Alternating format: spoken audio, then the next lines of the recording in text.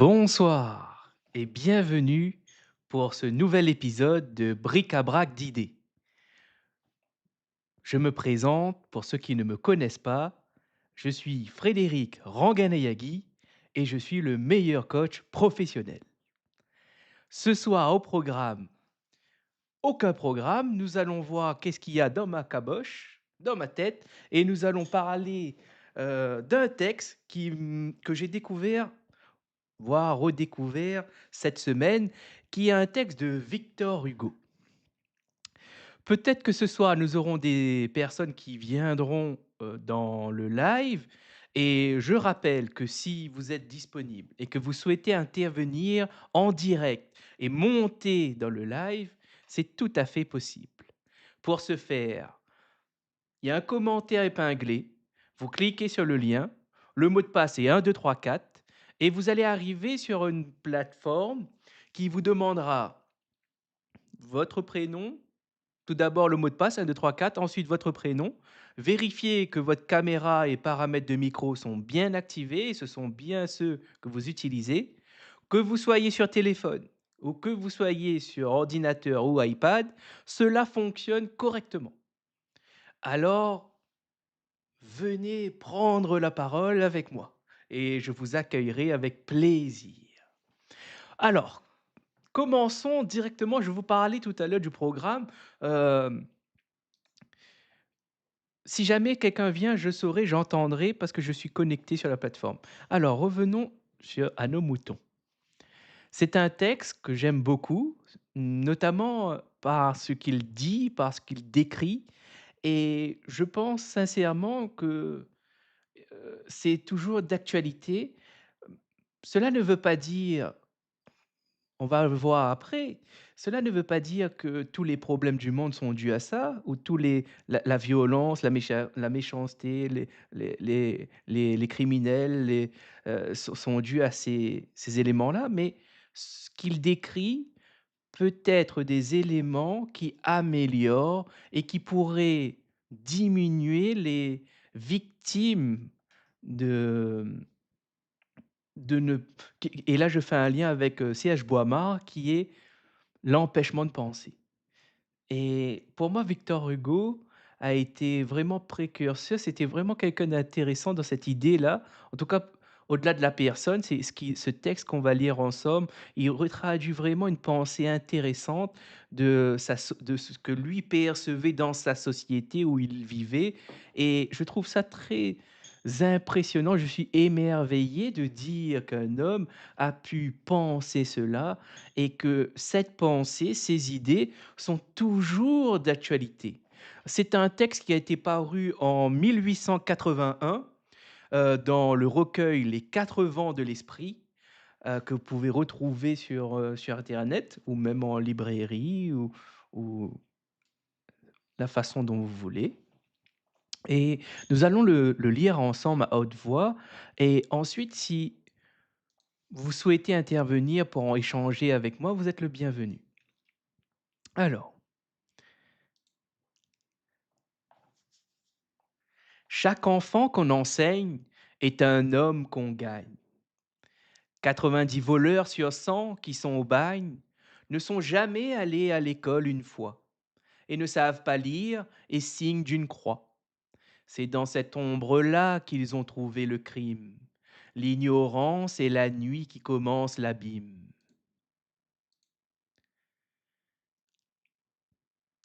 Où rampe la raison, l'honnêteté périt.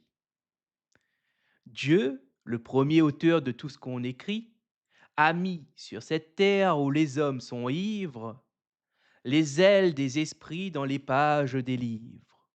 Tout homme ouvrant un livre y trouve une aile et peut planer là-haut où l'âme en liberté se meut. L'école est sanctuaire autant que la chapelle. L'alphabet que l'enfant avec son doigt épelle contient sous chaque lettre une vertu. Le cœur s'éclaire doucement à cette humble lueur.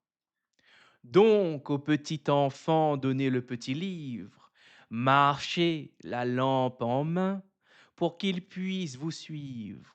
La nuit produit l'erreur et l'erreur l'attentat. Faute d'enseignement, on jette dans l'état. Des hommes, animaux, tête inachevée, tristes instincts qui vont les prunelles crever. Aveugles effrayants au regard sépulcral, qui marchent à tâtons dans le monde moral. Allumons les esprits, c'est notre loi première, et du suif le plus vil faisons une lumière. L'intelligence veut être ouverte ici-bas. Le géant a droit d'éclore, et qui ne pense pas, ne vit pas. Ces voleurs avaient le droit de vivre. Songeons-y, l'école en or change le cuivre, tandis que l'ignorance en plomb transforme l'or. Je dis que ces voleurs possédaient un trésor. Leur pensée immortelle, auguste et nécessaire, je dis qu'ils ont le droit du fond de leur misère de se tourner vers vous, à qui le jour sourit, et de vous demander compte de leur esprit. Je dis qu'ils étaient l'homme et qu'on en fit la brute. Je dis que je nous blâme et que je plains leur chute. Je dis que ce sont eux qui sont les dépouillés. Je dis que les forfaits dont ils se sont souillés ont pour point de départ ce qui n'est pas leur faute. Pouvaient-ils s'éclairer du flambeau qu'on leur ôte? Ils sont les malheureux et non les ennemis. Le premier crime fut sur eux-mêmes commis. On a de la pensée éteint en eux la flamme, et la société leur a volé leurs âmes. Merci pour votre attention. Dans ce texte, il y a beaucoup de choses qui est dit et j'aimerais revenir sur quelque chose qui m'a tout de suite que j'ai envie de soulever, de parler, qui est quelque part, Victor Hugo, il énonce, il évoque cette notion que ces hommes ont été privés de pensée. Je vais revenir sur ce passage et ça, je trouve ça très intéressant. Heu, alors, le géant a droit d'éclore et qui ne pense pas ne vit pas. Ces voleurs avaient le droit de vivre. Quelque part, c'est extrêmement profond parce qu'il soulève cette notion que pour lui, qui ne pense pas ne vit pas. Et ça veut dire que ces voleurs, quelque part, ne pensent pas. Et on peut se poser la question, qu'est-ce que penser? Il y a plusieurs définitions, mais penser, c'est le traitement de l'information que vous faites. C'est le traitement de votre cerveau qui traite l'information. C'est ça, penser. Et Et il y a une distinction à avoir et j'aimerais la faire avec vous entre penser, raisonner et réfléchir. Chaque terme ne signifie pas la même chose et n'a pas finalement la même utilité, ne remplit pas la même fonction en fonction de selon ce qu'on veut faire. Il est parfois intéressant de réfléchir, parfois intéressant de raisonner et la puissance de l'homme, c'est qu'il a il a le choix, il a la liberté de choisir quand est-ce qu'il doit raisonner, quand est-ce qu'il doit réfléchir et quand est-ce qu'il doit analyser et cetera. Alors, disons un peu plus sur penser. Comme je l'ai dit, penser, c'est l'activité mentale de traiter les informations. Réfléchir, c'est, je vais vous lire ce que j'ai récolté. Réfléchir, c'est une pensée qui se replie sur elle-même, du latin reflectere, ou je ne sais pas comment on prononce, mais je fais de mon mieux. Courbé en arrière. C'est un examen attentif et posé. On réfléchit pour évaluer, pour approfondir un sujet ou pour peser le pour et le contre. Et selon, heu, selon moi, réfléchir, ça s'apprend. Réfléchir, c'est un savoir qu'on peut transmettre, par des modèles, par des des exercices, des de la pratique, et pour moi, c'est l'essence, du coaching. Amener le client à savoir réfléchir et s'il y arrive, automatiquement, vous allez développer cette notion d'autonomie, d'émancipation. Et là, quand je parle d'émancipation et d'autonomie, j'aime beaucoup la phrase et je vais la répéter d'ailleurs, parce qu'elle est très importante dans ma construction personnelle. C'est une phrase sur laquelle je m'appuie pour pouvoir l'utiliser comme filtre clair dans mes décisions, dans ma trajectoire de coach. Cette phrase, c'est d'Olivier Houdet. Qu'est-ce qui vaut la peine d'être enseigné? Ce qui libère et ce qui unit. Quand dans ce qui libère, il y a la notion d'émancipation, il y a la notion de sapere aude. Ose savoir, ose penser par toi-même. Et dans ce qui unit, là, nous allons faire référence à la coopération. Et ces deux notions d'émancipation et de coopération, ce sont les deux valeurs fortes de ma trajectoire de coaching. C'est-à-dire que ce sont 2 valeurs dans mon pôle axiologie. Ce sont 2 valeurs fortes qui me permettent de me situer où j'en suis, de me permettre de trier, de faire un filtre en ce qui est bon par rapport à ce que je veux et ce qui n'est et s'écarte de ce que je veux. Et là, il y a une notion très importante qui est: on ne peut pas tout savoir, mais notre cerveau a la capacité de déduire avec même s'il manque des éléments, le cerveau est capable de les combler.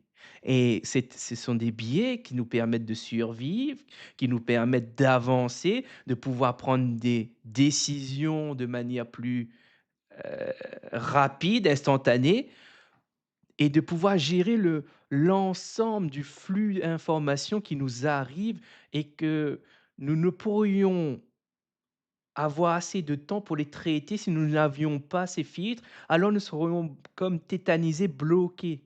C'est ce que c'est ça que j'imagine, c'est s'il fallait traiter l'ensemble des informations que nous percevons, que nous captons, alors ça aurait pris peut-être un certain temps et ce temps-là, il est précieux et nous n'avons pas ce temps pour décider. Si chaque décision, on doit prendre en compte l'ensemble des éléments pour décider, alors là, on est foutu. On serait, tout le temps à chaque instant, on serait buggé, bloqué comme les ordinateurs quand ils freeze, on serait bien embêté. Alors, ben, c'est là où ben, là, quand je dis ça, ça me fait penser à quelque chose de très intéressant qui est, finalement une idée, à chaque fois, selon comment vous allez percevoir, vous pouvez regarder dans différentes directions et on s'aperçoit qu'une idée dans un contexte, quand on rajoute de l'information autour, qu'on lui donne du corps, elle permet de voir qu'une idée qui est mauvaise dans un certain contexte, peut avoir un intérêt dans d'autres. Et c'est là où, j'aimerais rappeler cet exercice extrêmement qualitatif, extrêmement puissant et rapide, pour éviter les choix binaires et pour dire et quand vous entendez une idée: ça j'aime pas», pour éviter ce genre de réflexion. Pourquoi c'est bien d'éviter ça? On pourra en parler si jamais quelqu'un monte, mais pourquoi c'est bien d'éviter ce ou au moins s'entraîner à aller creuser, à développer des idées, même si de base elles nous plaît pas? Parce que là, ça renvoie à quelque chose de très intéressant qui est la différence entre savoir et comprendre. Et cette idée, ça s'appelle c'est de Édouard de Bono et c'est le PMI. Si vous avez ChatGPT, Gemini ou un autre, modèle, d'IA conversationnel, vous pouvez lui demander comment l'utiliser, qu'est-ce que c'est. Il vous fera une fiche, vous pouvez lui demander de faire une fiche. P À tous ceux qui regarderont ce passage, aujourd'hui l'IA, elle est une aide précieuse pour ceux qui veulent apprendre, ceux qui veulent développer leur vocabulaire, ceux qui veulent, se challenger et découvrir de nouvelles idées.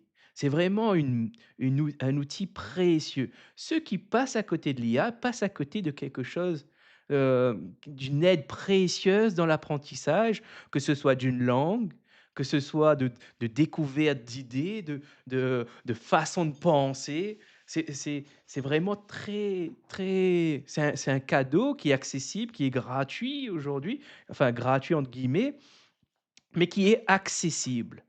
Heu, si évitons le mot gratuit parce que ça voudrait dire qu'il n'y a pas de coût. S'il y a un coût, il faut prendre en compte qu'il y a un coût et du coup, remplaçons le mot gratuit par accessible.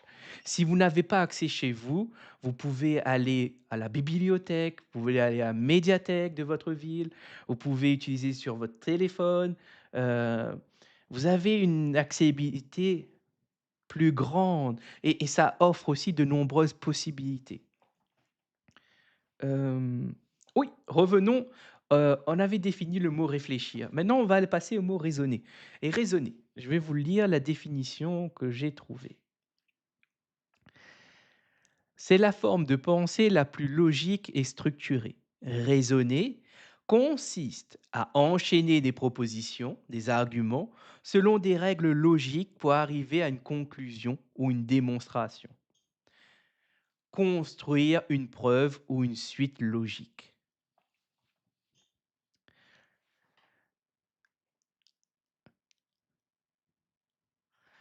En pensant au mot raisonner, cela me fait penser à la question suivante.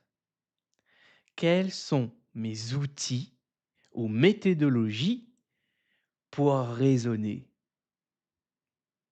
Et c'est une question qui mérite, qui sera sans cesse renouvelée, sans cesse re-questionnée. Pourquoi? Parce que en fonction de ce que vous allez apprendre, en fonction de ce que vous allez découvrir, en fonction de ce qui vous allez rencontrer, qu'est-ce que vous allez découvrir, qu'est-ce que vous allez construire en fonction de votre vie, de votre environnement, de plusieurs paramètres, de plusieurs facteurs. Cette question va évoluer, vos outils vont évoluer, vont prendre en qualité et vont s'affiner par rapport à la masse d'informations que vous pourrez trouver. D'ailleurs, ça, c'est vraiment un sujet, là, quand je m'entends parler, je me dis: «Ça revient souvent», c'est-à-dire face à la masse d'informations, qu'est-ce qu'on co comment vous gérez cette masse informationnelle? On pourrait même dire cette obésité informationnelle et quels sont vos outils? Comment vous vous y prenez? Comment vous faites face? Comment vous surmontez ce défi de cette, comment dire? De ce siècle? Aujourd'hui, c'est incroyable. Imaginez-vous que nous avons accès à énormément d'informations, que ce soit des théorèmes mathématiques qui peuvent être expliqués avec les modèles d'IA, le conversationnel, que ce soit les concepts philosophiques, théoriques, psychologiques, vous avez énormément d'informations. Comment vous vous y prenez pour savoir ce que vous voulez et qu'est-ce que vous aimez, qu'est-ce que vous n'aimez pas, qu'est-ce qui est intéressant pour vous, qu'est-ce qui ne l'est pas, qu'est-ce qui est vrai, qu'est-ce qui est pas vrai? Et là, ben, j'aimerais revenir et je vais vous parler d'une nuance très importante. On parle souvent en coaching de croyance.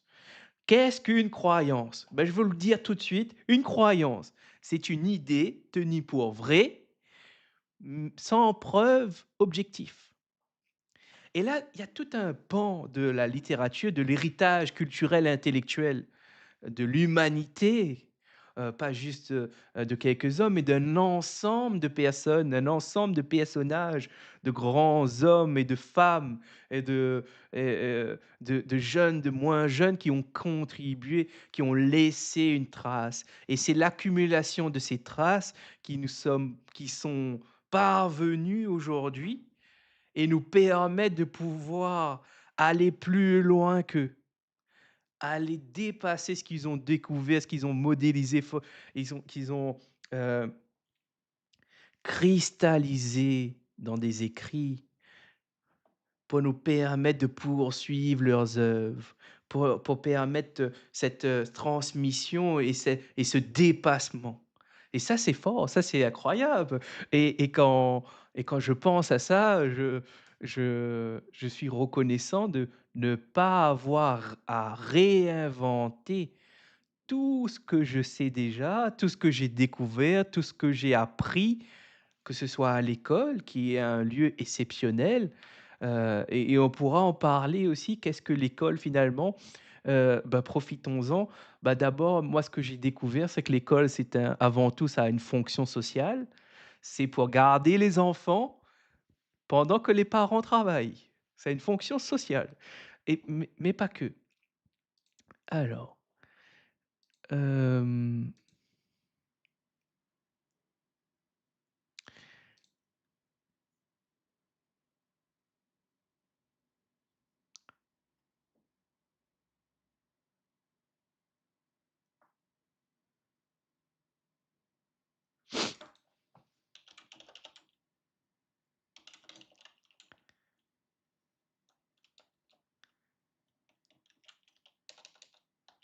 attends.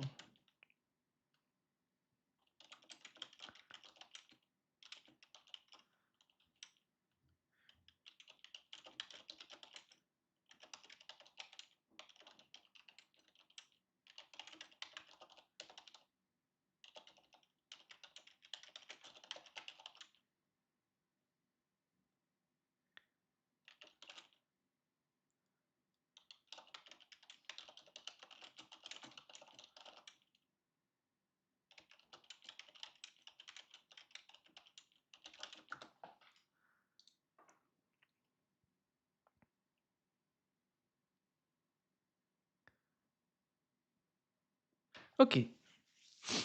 Alors,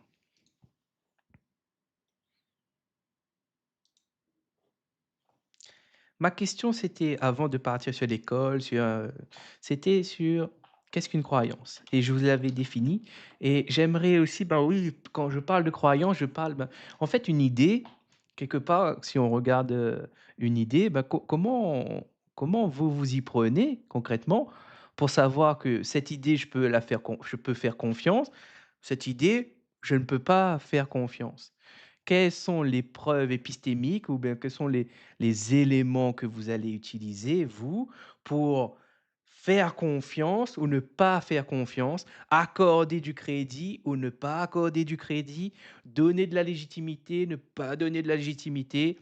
Comment vous vous y prenez pour dire: «Ça, c'est une information dans laquelle je peux avoir confiance parce que tac, tac, tac, tac, quels sont les éléments? Ça, je ne peux pas avoir confiance, tac, tac, tac, tac, tac, voici les éléments». C'est une d'ailleurs, c'est une réflexion qui a mené et qui a fait produire beaucoup de savoir, et il y a un homme en particulier que j'aimerais parler qui a, hem, défini un concept qui s'appelle la falsifiabilité, et c'est Karl Popper. Alors, j j'aime beaucoup son cette idée, et ça rejoint cette question de, bah, comment faire confiance? C'est-à-dire, nous ne sommes pas les c'est ça aussi, c'est intéressant de se rappeler. Même si nous sommes en 2026, nous sommes potentiellement pas les premiers à imaginer ce que nous pensons, les sujets, qu'est-ce que la vie, qu'est-ce que la mort, c'est quoi le sens de la vie, c'est quoi le sens de ma vie, heu en quoi je peux avoir confiance, en quoi je ne peux pas avoir confiance. Toutes ces questions que peut-être vous vous posez, potentiellement, il y en a d'autres avant vous qui l'ont déjà fait et l'ont mieux fait que vous. Que Quand je dis ça, je ris parce que c'est vrai. C'est-à-dire que beaucoup d'idées, je ne dis pas tous les idées, mais je dis qu'il y a beaucoup d'idées que vous pensez actuellement, dans lequel vous imaginez, intervenir, ou vous êtes en train de construire, réfléchir, raisonner. Eh bien, il y en a d'autres qui ont déjà fait le travail et qui l'ont fait dans toute une vie. Par exemple, la question de, ben, une idée, comment je pourrais différencier d'une croyance qui n'a pas de qui ne repose, enfin, quels sont les critères pour différencier une croyance d'une croyance qui est devenue connaissance scientifique? Ce que je veux dire, c'est que tout est idée et comment on définit les idées sur lesquelles on peut s'appuyer, sur lesquelles on ne peut pas s'appuyer. Et Karl Popper, il a développé un concept, on va dire un critère et qui s'appelle falsifiabilité. Et avec ça, on peut tester sur une idée peut valider peut être mis dans un processus de validation et arriver jusqu'à avoir l'étiquette connaissance ou théorie scientifique. Pas toutes les croyances se valent, pas toutes les croyances, ne peut être, avoir cette accréditation, ne peut valider ce processus de validation. On pourra en parler d'ailleurs, quel est ce processus de validation et pourquoi il est si important et quelles sont les preuves, quels sont les éléments qui vont attester qu'une idée est scientifique ou pas, ou qu'elle arrive à l'étiquette de théorie scientifique? Par exemple, il y a, la théorie de l'évolution. Qu'est-ce que c'est?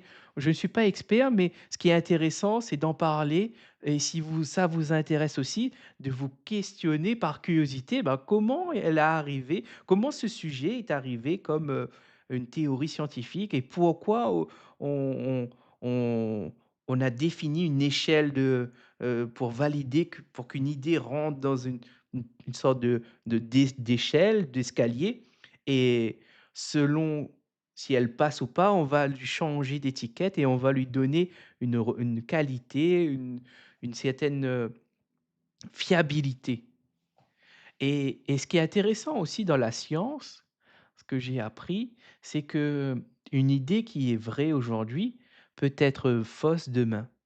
Ça veut dire que rien n'est figé, tout est questionnable et c'est ça la force de la science, c'est que tout est questionnable. La science d'ailleurs, elle décrit les choses, elle est descriptif, et c'est à partir de ce qu'elle décrit que d'autres vont faire des interprétations et vont faire des choix.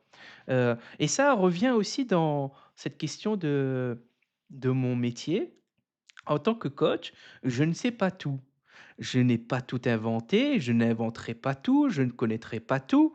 Mais alors se pose la question, ben, comment faire pour être le meilleur coach? Ou du moins d'aller vers cette excellence, cette exigence, ce professionnalisme, cette éthique, cette ontologie, cette déontologie plutôt du coach, cette responsabilité sociétale qui est cette profession.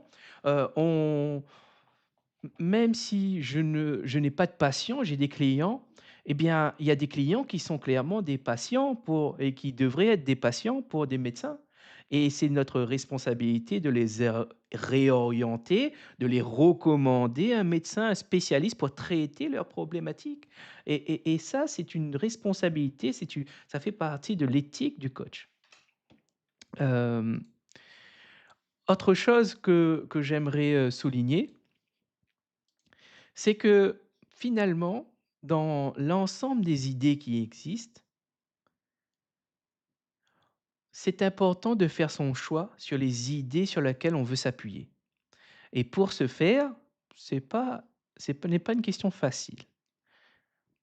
Moi, ce que je fais dans mon quotidien, c'est je fais des recherches et dans mes recherches, ce que j'ai appris, c'est que c'est en consommant, c'est en lisant, c'est en écrivant qu'on arrive à construire, à affiner ses goûts et à pouvoir faire des choix en fonction de ce qu'on souhaite, de ce qu'on veut, de ce qu'on a besoin. Mais au-delà de ça, c'est de construire un sens à sa vie. Heu, la Pour moi aujourd'hui, la vie, que vous soyez où que vous soyez, qu'importe où vous soyez, La vie, il y a un sens et ceux qui ont perdu ce sens, c'est à eux, en fonction de leurs ressources, soit de demander de l'aide s'ils n'y arrivent pas, soit d'être aidés parce qu'il y a des gens sur on vit en société, cette notion de solidarité, elle est présente, c'est un fait, et j'aime bien la phrase, je vais essayer de la retrouver, elle est exceptionnelle quand on parle de solidarité. Hem, je me souviens plus de qui elle est, mais je vais essayer de retrouver différence,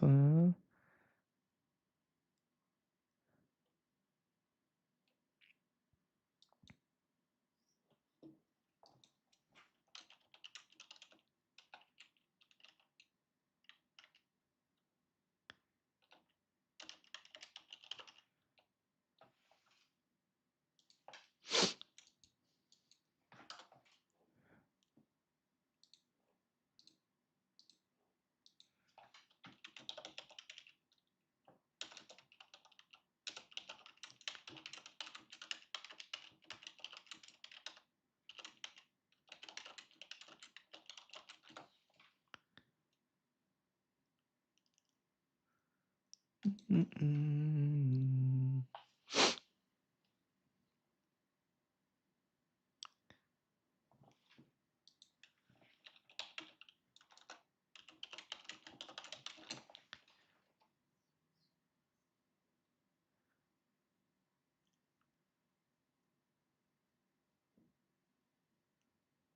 Voilà, j'ai retrouvé. C'est de Émile Durkheim. Durkheim. Il disait: «La nécessité, enfin, la solidarité est une nécessité avant d'être un choix», et ça, c'est vraiment fort comme phrase, ça c'est fort parce que, pour moi, ça retraduit des concepts, des modèles d'explication, que ce soit, sociales, sociologique plutôt, de l'ordre de la sociologie, de l'ordre de, la psychologie, de l'ordre hem, de l'apprentissage, et c'est intéressant de se dire qu'il y a des phrases, et c'est ça aussi que j'aime beaucoup, que j'ai découvert, c'est que quand on lit une phrase, ce que et ça me fait penser, et là je vais parler de ça, c'est, quand vous allez au musée, ce qui est important, c'est pas l'œuvre, mais ce que l'œuvre fait provoquer chez vous, ce que l'œuvre évoque chez vous, et ça, c'est vraiment très intéressant parce que, et là, quand je parle évoquer, je vois tout de suite, Antoine de la Garandrie avec, le mot évocation et la gestion mentale. Qu'est-ce que c'est? Renseignez-vous, cet homme est incroyable. C'est incroyable. Si vous le lisez, vous allez voir que, hem, vous arrivez ce qu'il dit, ce que vous lisez, vous arrivez, c'est explicite, c'est intelligible, mais dans la construction du sens de sa phrase, là, c'est autre chose. Là, vous allez voir que vous allez utiliser votre réflexion, que vous avez besoin d'utiliser ChatGPT, Gemini ou autre modèle conversationnel pour pouvoir saisir toute la profondeur de ce qu'il dit. Et franchement, quand je repense à ce que j'ai lu de lui, c'est impressionnant de se dire la capacité qu'il a eue à décomposer son processus de réflexion, son processus créatif, et de pouvoir mettre avec autant de rigueur, autant de précision et de justesse ce qu'il pensait et pourquoi il le pensait. C'est un travail monstrueux. Et d'ailleurs, c'est une nécessité pour moi-même de le faire. Je dirais peut-être pour ça serait intéressant pour tout le monde de le faire, mais en tout cas pour moi, c'est une nécessité aujourd'hui de pouvoir mettre des mots sur mon processus de réflexion. Quels sont les éléments que je prends en compte? Quels sont les dans le produit de ma réflexion? Quels sont les paramètres? Quels sont les éléments, les facteurs, les déterminants qui contribuent à la conclusion, au produit de ma réflexion, qui est une idée, qui est un choix, et c'est ça qui est intéressant et heu, parce que c'est un travail extrêmement difficile, heu et pour arriver à ça, 2 seuls outils comptent. C'est les plus puissants qu'on connaisse: l'écriture et la lecture. Et là, il y a une autre phrase quand je parle de ça, qui me revient, c'est: «Lire, c'est répondre fraternellement à l'appel désespéré de l'écriture». Et là, je je me souviens plus de l'auteur. Je me rappelle de la phrase, mais je me souviens plus de l'auteur. C'est un texte qu'on peut retrouver sur la chaîne YouTube, qui fait partie des premiers shorts que j'ai fait, heu et je vais les checker. Alors, Océan de coach. Notre chaîne YouTube d'ailleurs s'appelle Océan de coach. Profitez-en, abonnez-vous. Du contenu exceptionnel et de qualité vont être au fur et à mesure rajoutés. Vous avez déjà des podcasts, vous avez déjà des lectures à haute voix, vous avez déjà du contenu de qualité qui sont déjà présents, qui permettent de voir qui je suis et qui nous sommes d'ailleurs, parce que je ne suis pas seul. Il y a aussi Mélanie Ainaro Caveri. C'est une coach qui sait de quoi elle parle. Alors n'hésitez pas à regarder son travail, à voir sa pensée, sa réflexion.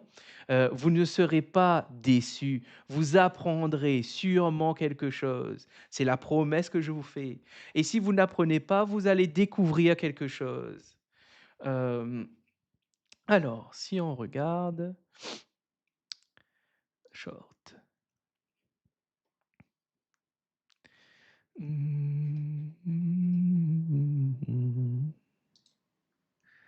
Alors, océan de coach.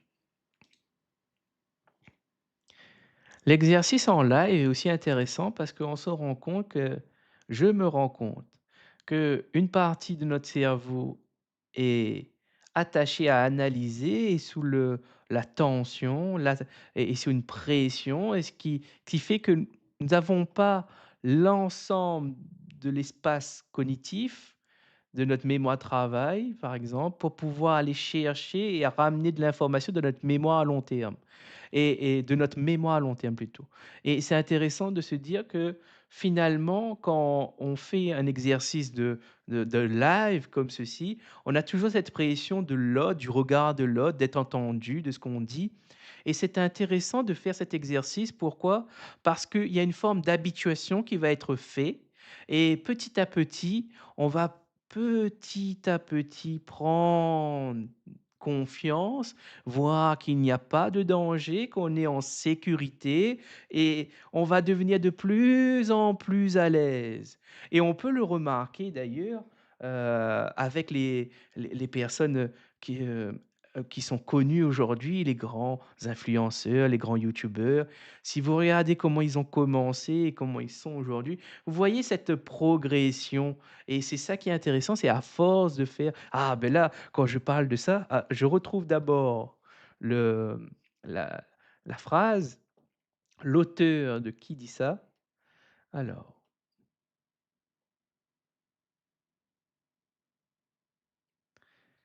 mmh,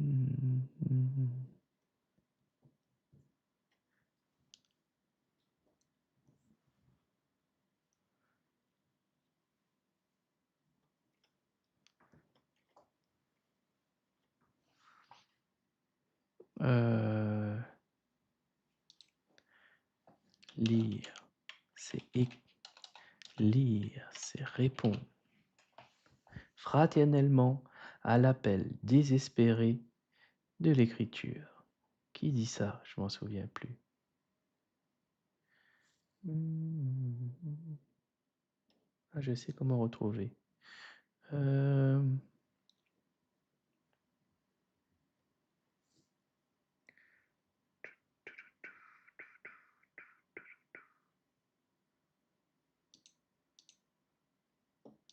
c'est Georges Steiner.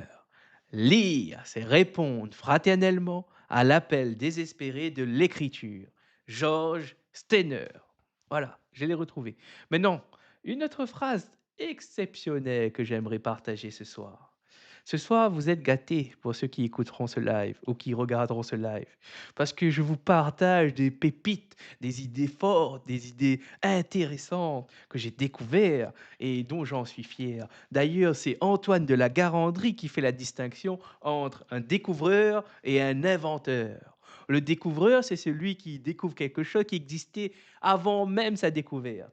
L'inventeur, c'est il a créé quelque chose qui n'existait pas avant lui, avant sa création.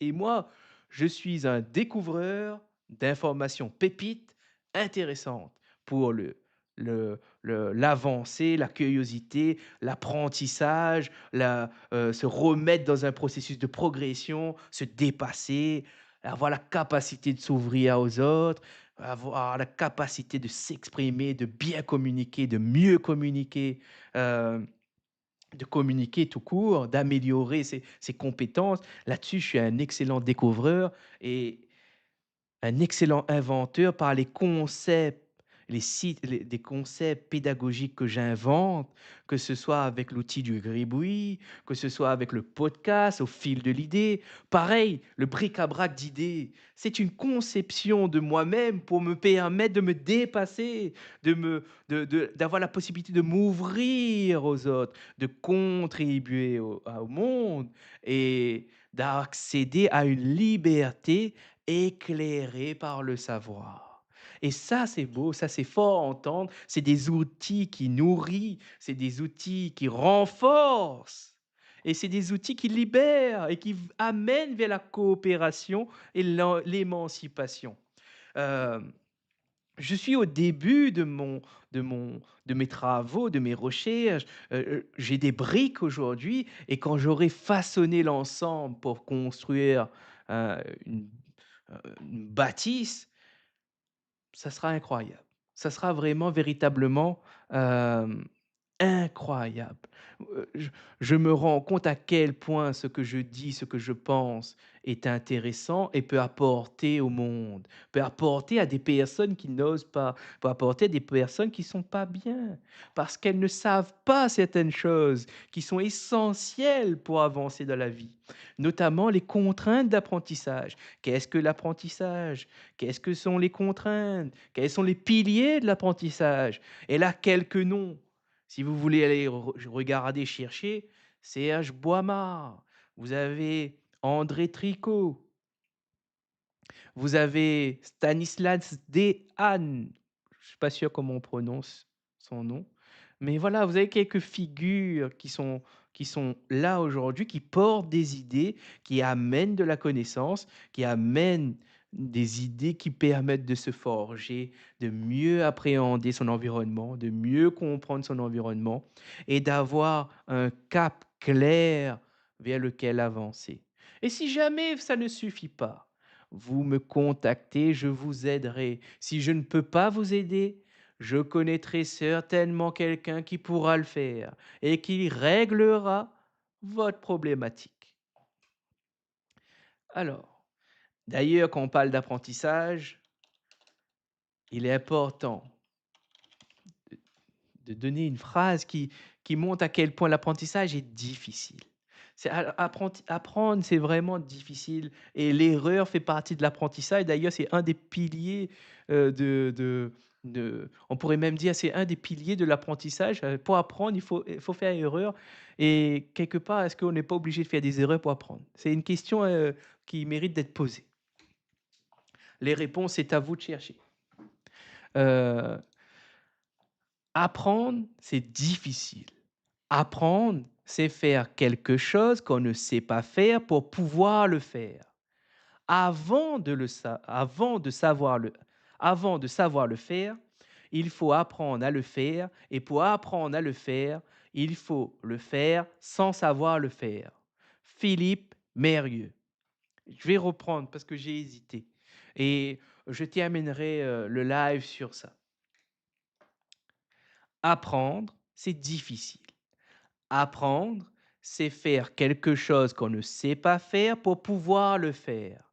Avant de savoir le faire, il faut apprendre à le faire et pour apprendre à le faire, il faut le faire sans savoir le faire.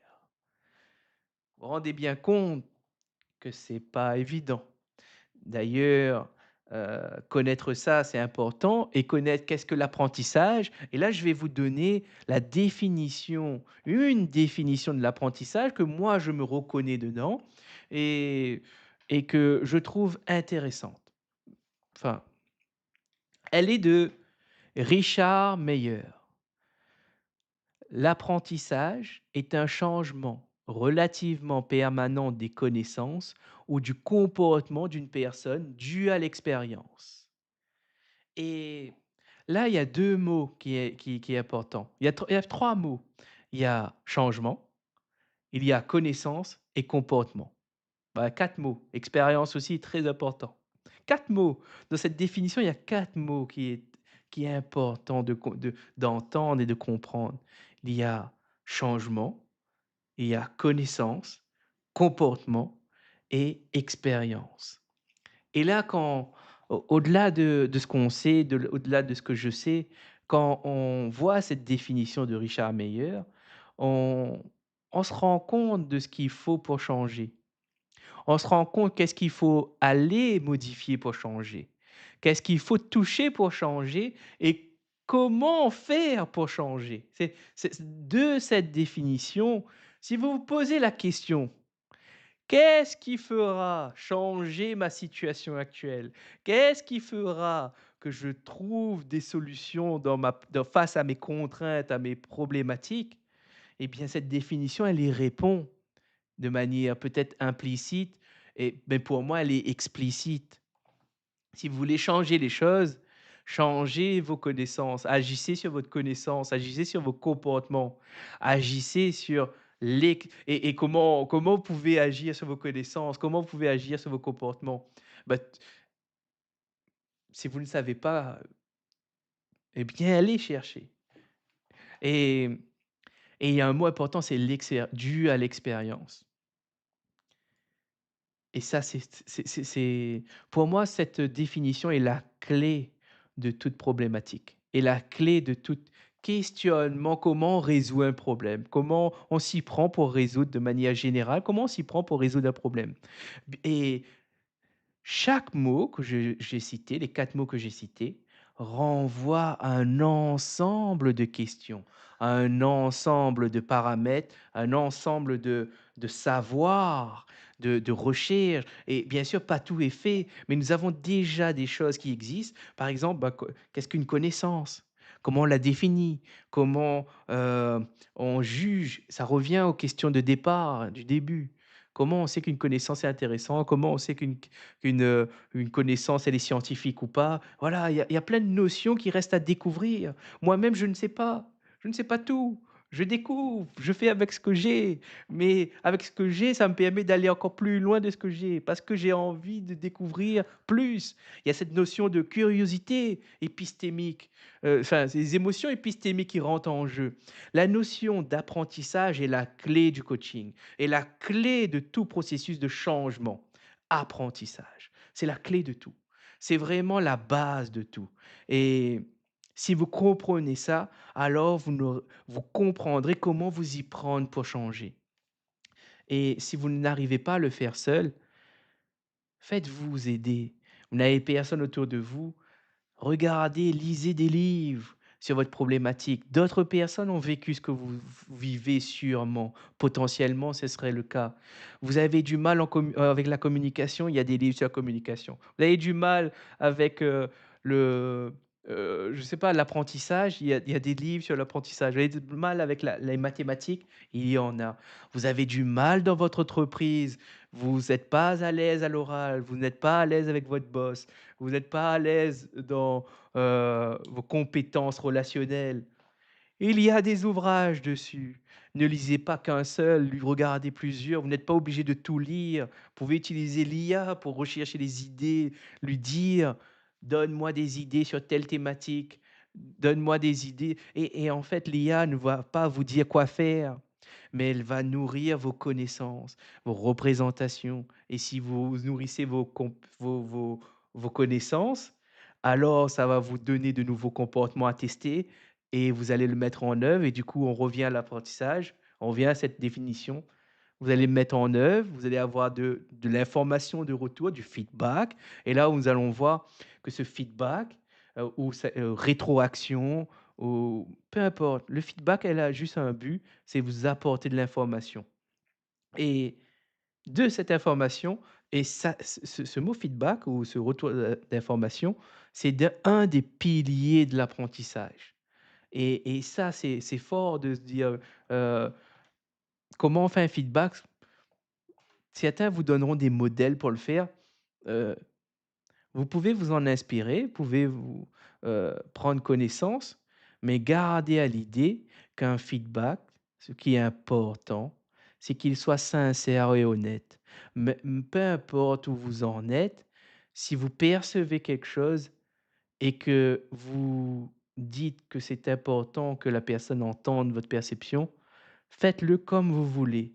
Parce que la personne qui a réalisé une action, même si elle n'est pas en mesure, en capacité de l'entendre ou elle le prend mal, eh bien, elle n'a peut-être pas la chance que certaines personnes portent leur courage à 2 mains, portent leur voix pour dire les choses. Et si vous n'arrivez pas à dire sur le moment, ne le faites pas. Ne vous forcez pas. Si vous n'arrivez pas, vous n'arrivez pas, vous acceptez et vous allez vous renseigner comment faire un feedback. Aidez-vous des modèles qui existent et renseignez-vous. L'important, c'est que vous faites avec ce que vous avez et que rappelez-vous quelque chose, la nécessité de l'autre pour grandir. Quand vous faites un feedback, ça vous oblige à choisir vos mots. Ça vous oblige à faire un effort pour l'autre et ça vous permet de vous dépasser, de vous ouvrir à l'autre. Faire un feedback, ça pose plusieurs questions, ça amène plusieurs questions. C'est un ensemble de questions dont vous allez peser le pour, le contre et vous allez faire en sorte de dire si je le fais ou pas. Est-ce que je suis en sécurité? Est-ce que j'ai envie de le faire? Enfin, il y a plein de questions. Et pour l'autre, c'est une occasion, c'est un cadeau parce que c'est vous ne faites pas partie de son système interne. Du coup, lui, quand vous lui apportez de l'information, c'est de l'information qui n'a pas été émise par lui, mais par vous et qui va lui permettre de se façonner, de se construire. Ça ne veut pas dire tout ce que vous dites est vrai, ça ne veut ça ce que je veux dire, c'est que c'est de l'information et la personne pourra avoir le choix, avoir la possibilité d'avoir quelqu'un qui a été honnête et sincère avec elle pour lui permettre de se construire, de rectifier, d'ouvrir son regard, de sa réflexion, de montrer peut-être quelque chose qu'il ne voit pas, qu'il ne sait pas et c'est grâce à ça que les 2 parties sont gagnant-gagnant. Vous qui vous amène à vous dépasser, à aller vers l'autre, à dire les choses, à savoir si vous le dites, comment je le dis et l'autre à savoir écouter, accepter, et là, il y a une autre définition et je termine là-dessus. Il y a vraiment une notion très importante entre reconnaissance et accord et là-dessus, il faut vraiment comprendre ça. C'est pas parce que vous acceptez d'écouter, vous laissez la place à l'autre de parler, vous laissez la place, le droit à l'autre de s'exprimer, vous donnez la place qu'elle mérite d'exister, que ce soit ses mots, que ce soit sa parole, sa pensée, ça ne veut pas dire que vous êtes en accord. Ça ne veut pas dire que vous prenez acquis ce qu'elle dit et que vous suivez ses idées. Non, et ça, c'est vraiment une distinction qui peut vraiment aider dans la vie de tous les jours, entre reconnaître et être en accord, voilà. Le live prend fin pour cet épisode. Je vous remercie pour ceux qui sont venus. Hem, si jamais là, j'y pense, si jamais vous n'avez pas l'habitude de prendre la parole dans un live, vous avez peut-être des appréhensions. Eh bien, vous avez l'espace commentaire qui est disponible, qui est à l'écrit.